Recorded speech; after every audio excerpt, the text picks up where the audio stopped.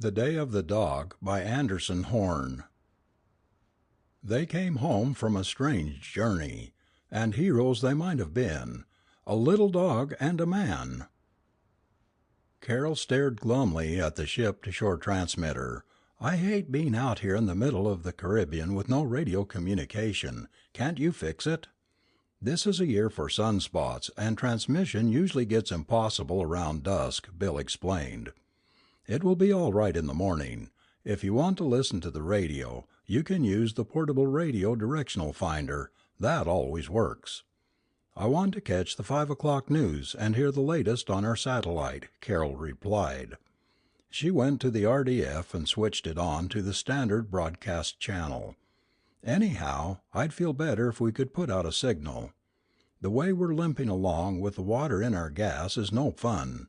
It will take us 20 hours to get back to Nassau the way we're losing RPMs." Bill Anderson looked at his young, pretty wife and smiled. "You're behaving like a tenderfoot. We have plenty of gas, a good boat and perfect weather. Tomorrow morning I'll clean out our carburetors and we'll pick up speed. Meantime, we're about to enter one of the prettiest harbors in the Bahamas. Throw over anchor." The RDF drowned him out. The world is anxiously awaiting the return of the chamber from the world's first manned satellite launched by the United States 10 days ago. The world also awaits the answers to two questions. Is there any chance that Robert Joy, the volunteer scientist who went up in the satellite, is still living? There seems to be little hope for his survival since radio communication from him stopped 3 days ago. Timing mechanism for the ejection of Joy are set for tonight. And that's the second question.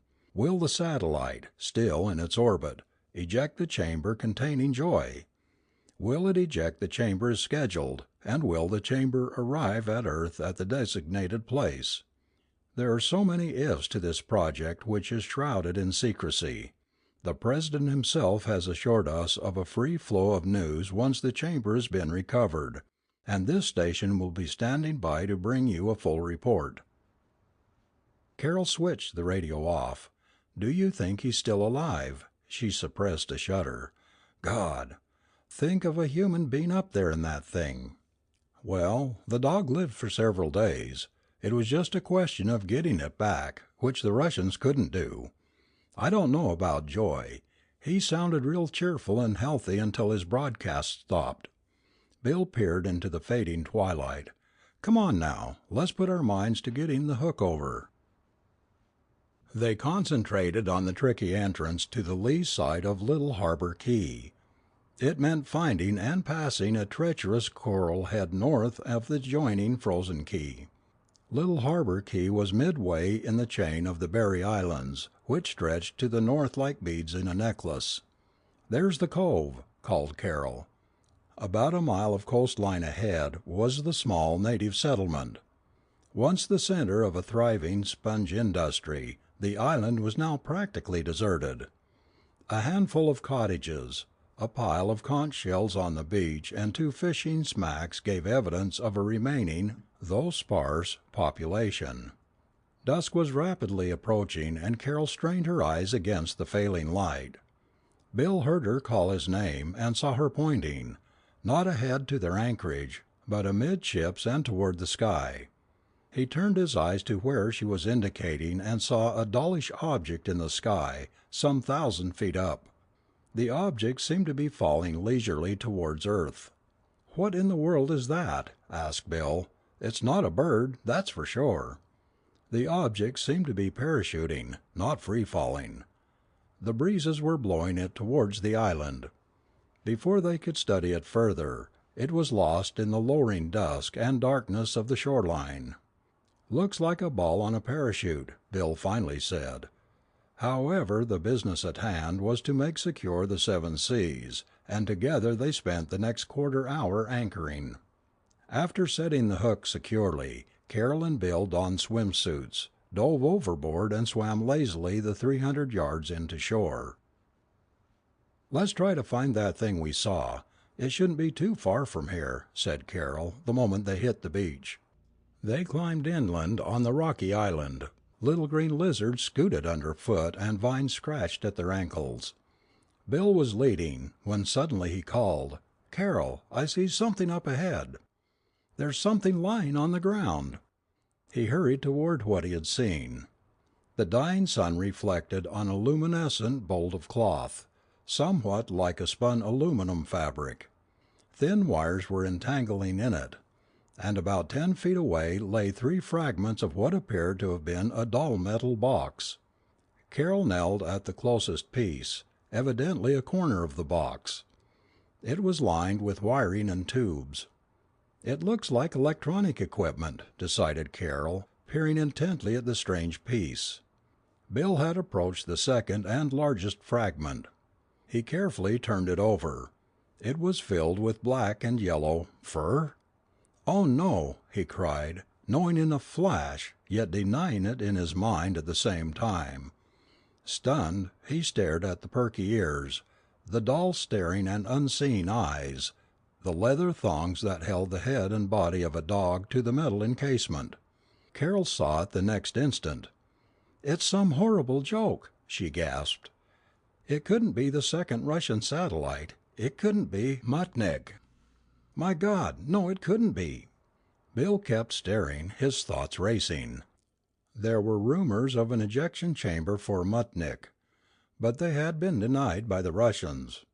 But suppose the Russians had planned an ejection chamber for the dog Laika when they launched the satellite and had only denied it after they thought it had failed? But if it had worked, why had it taken so long to find its way to Earth? The satellite itself was supposed to have disintegrated months ago. "Damn," thought Bill, "I wish I were a scientist right now instead of a know-nothing artist." He touched the dog with his toe. It was perfectly preserved, as though it had died just a few hours before. It was rigid, but it had not started to decompose. "Carol, are we crazy? Is this some dream, or do you believe we are looking at the ejection chamber of the Russian satellite?" he asked, doubting even what he was saying. "I don't know." Carol was wide-eyed. "But what shall we do now? We'd better contact the authorities immediately." Bill tried to keep reason from overcoming his disbelief of their discovery. "But how, Carol? Our radio transmitter isn't working. It won't till morning. And there's certainly no other way to communicate with anyone. We can't even take the boat anywhere with the speed we're making. We'll have to wait till morning." "What shall we do with the dog?" asked Carol. "Do you think we ought to bury it?" "Lord, no, Carol.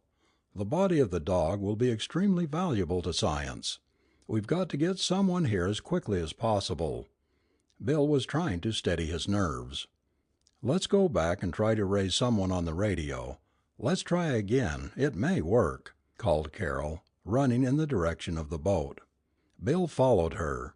They stumbled on the craggy rocks and exposed sea grape roots, but together in the darkness they struck out for the boat. Bill was first on board and went directly to the ship-to-shore radio. "Try the Nassau marine operator first," Carol panted as she clambered aboard. "He's a lot closer to us than Miami." As the receiver warmed up, static filled the cabin. Bill depressed the transmitting button. "This is Yacht 7 Seas calling the Nassau marine operator," he called into the phone. Only static answered. "Bill," Carol said in sudden inspiration, "give a mayday. Try every channel with a mayday. If anyone picks up a mayday call, you'll get emergency action." "Mayday, mayday. This is the Yacht 7 Seas. Come in anyone," Bill called urgently into the mouthpiece. He switched to the Coast Guard channel, then to the Miami Marine Operators channel. Only static filled the cabin. No welcome voice acknowledged their distress call. Bill flipped the switch desperately to the 2 ship-to-ship channels. "Mayday, come in any boat." Still static. Nothing but static. It was night, a night without a moon. The island loomed dark against the black waters. The dark was relieved only by a small fire burning at the native settlement a half-mile down the coast, and the cabin lights of the 7 Seas. "What will we do now?" Carol tried to sound unconcerned, but her voice sounded thin and wavering. "I don't know what we can do, except wait until daybreak. I'm sure we can get a signal out then," Bill replied, calmly as he could. He hoped she wouldn't hear the pounding of his heart. "What about the dog?" she asked. "Will it be all right there? Should we bring it aboard?" "We better leave everything untouched. Our best bet is to get some sleep and place our call as soon as day breaks." Neither of them could eat much supper, and after putting the dishes away, they made up their bunks and climbed in. After a very few minutes, Bill handed a lighted cigarette across the narrow chasm between the bunks. "I can't sleep. My head is spinning. Do you really believe that's what we found?" Carol's voice sounded small. "Yes, I do. I believe we've found the Russian ejection unit, complete with a dog Laika and instrumentation." They lay quietly, the glow of two cigarettes occasionally reflecting on the bulkhead. Bill finally arose. "I can't think of another thing but what's sitting out there on Little Harbor Key." He walked up to the main cabin and switched on the RDF. For a few minutes there was music, and then flash! The United States government has just officially released the news that at 10:09 p.m. Eastern Standard Time, the U.S. satellite ejection chamber was successfully returned to Earth at the designated location. This was some 6 hours earlier than expected. The chamber, into which Robert Joy voluntarily had himself strapped, has landed at an undisclosed site and is being raced under heavy guard to the Walter Reed Hospital at Washington, D.C. There is no hope that Joy is still living.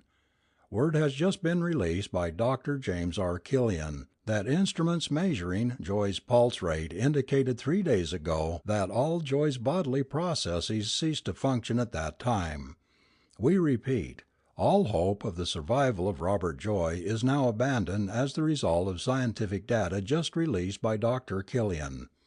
The satellite is being brought intact to Walter Reed Hospital, and leading physiologists and scientists are racing to the scene to be on hand for the opening of the unit scheduled for 6 a.m. tomorrow morning. Further reports will be given as received. This station will remain on the air all night. Stay tuned for further developments.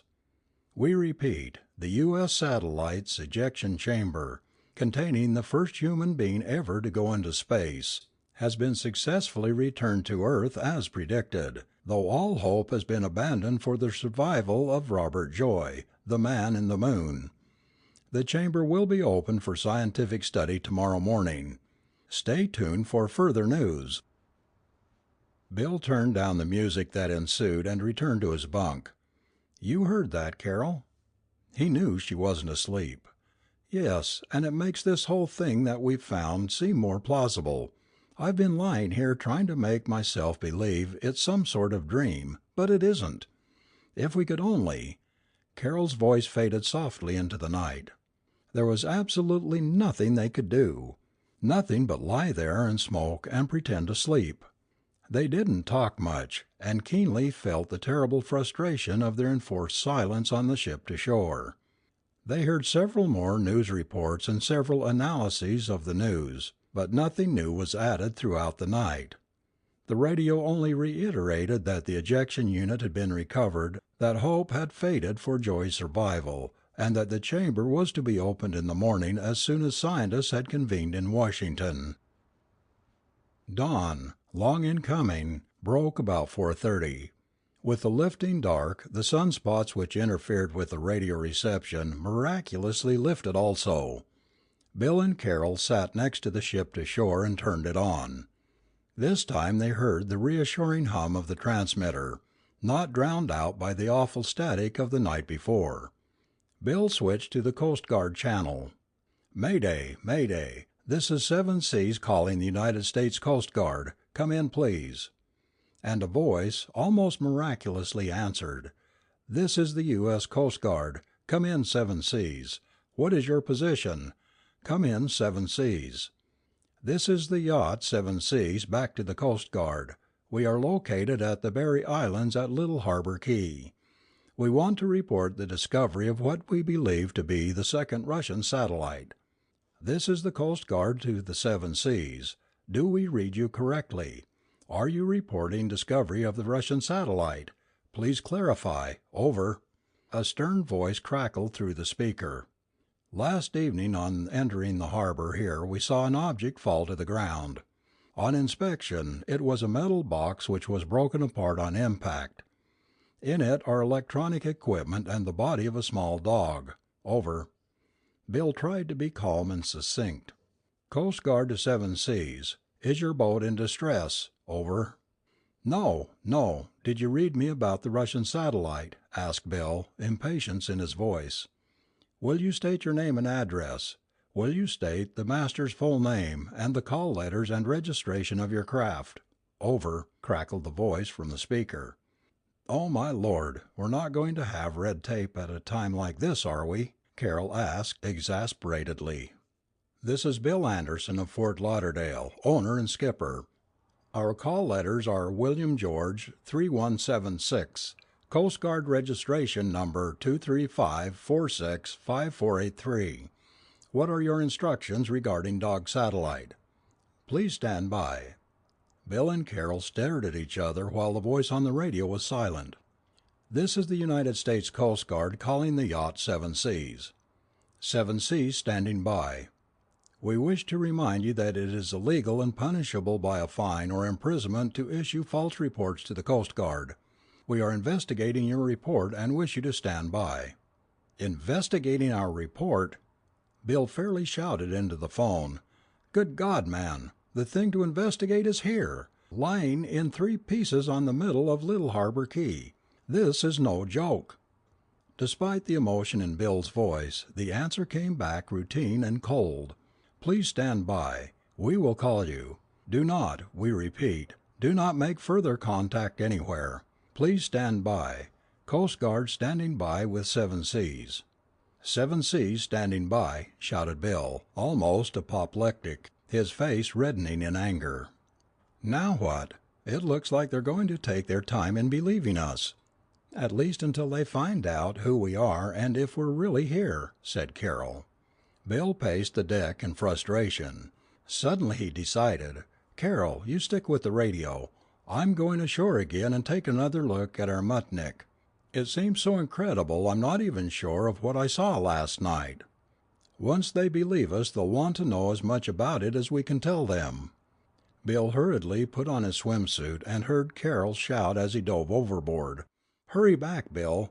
I don't like you leaving me here alone." Bill swam with shore-even strokes to the shore where they had gone last night. The water felt cool.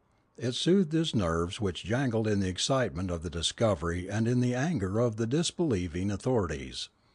He reached shallow water and waded towards the shore. Suddenly he stopped dead, his ankles in 5 inches of water. His eyes stared ahead in disbelief. His brain was numbed.